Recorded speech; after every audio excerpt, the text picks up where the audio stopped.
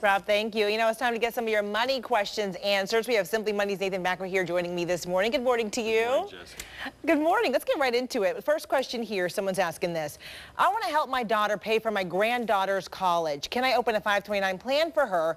And what impact would that have on my granddaughter's financial aid? This is a really good question here because you don't want to lose any money in financial aid when you're applying for college. Well, that would be the ultimate insult, wouldn't it, given how expensive college is. Grandparents love to do things for their grandchildren. I think that's because grandparents and grandchildren get along so well because they have the same enemy in common.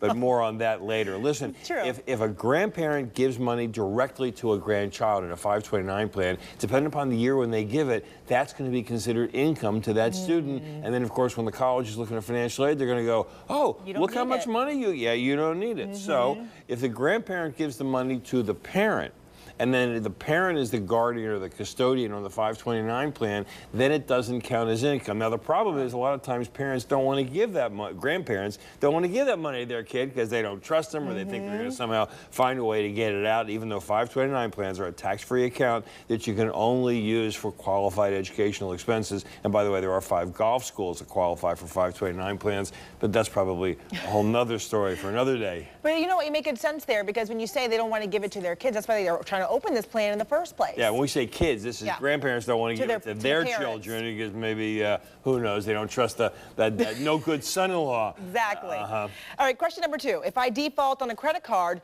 could the lender seize my retirement account? The bottom line in most states, the answer is no, no, and no. The 401ks, IRAs, 403bs, you name it, those are all called tax-qualified accounts. Now, the balance is protected. However, depending upon if you were to go bankrupt or they were going after you for the money that you owe them, when you take the income out from those accounts, then they might be able to get their hands on those. But the balance itself, no. So if you clean up your finances before you start taking the withdrawals, you'll be fine. But, you know, try and pay the bill, try and stretch it out, negotiate in order that you don't have that worry. I like the idea of a payment plan. All right, let's talk about tip of the week. Yeah, I love the tip of the week this week. This is a How good many one. times have you gotten something in the mail? You go, why are they sending me this stuff? Too many times. Too many Help times. us out. I got 2 solutions. The first one that should come up on your screen will be Paper Karma. You take a picture of this thing with your iPhone or your Android, and then the Paper Karma immediately sends a notification to whoever that harassing junk mail people are,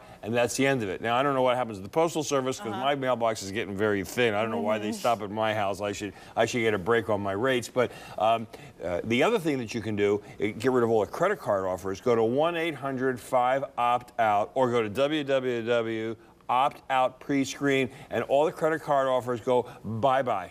You heard that there. We're going to post all that information on our website at fox19now.com. Thank you so much, Nathan, for giving us that information.